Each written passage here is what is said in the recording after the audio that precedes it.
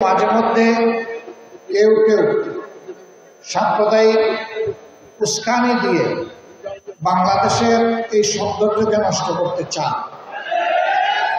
এখানে সংখ্যাগুরু এবং সংখ্যালঘু বলে এই দেশকে দুই ভাগে ভাগ করে পরস্পরের মুখোমুখি করে রেখেছে।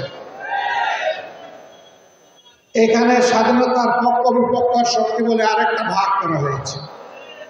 ছোট দেশ এত বড় ভাগ, এই দেশটি যাবে কোথায়? দুনিয়ার ইতিহাসে এমন কোনো উদাহরণ নেই যে কোনো জাতি বিভক্ত হয়ে সম্মান এবং মর্যাদা লাভ করতে পেরেছে এবং তারা উন্নতির শিখরে উঠেছে।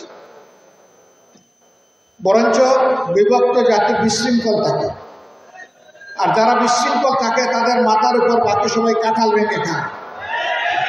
বাংলাদেশের এই দশা হয়েছে গত 53টি বৎসর। আমরা এই বিভক্তির এখন খবর রচনা করতে চাই। ধর্মের দলের ভিত্তিতে কোনো পক্ষ বিপক্ষ এই দেশের মানুষ আর মানবে না।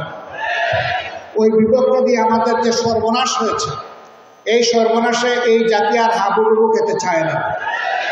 এখন যারা এই বিভক্তিকে জিয়ে রাখার চেষ্টা করবেন অথবা উস্কানি দিবেন, তারা কার্যত জনগণের মুখোমুখি দাঁড়াবে এবং বাংলাদেশের জনগণ তাদেরকে ক্ষমা করবে না।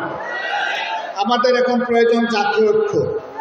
সব কিছুর উঠতে উঠে দেশ এবং জাতির স্বার্থে আমাদেরকে ঐক্যবদ্ধ হতে হবে, থাকতে হবে। আমাদের বিরুদ্ধে, দেশের বিরুদ্ধে হাজারো ষড়যন্ত্র হচ্ছে।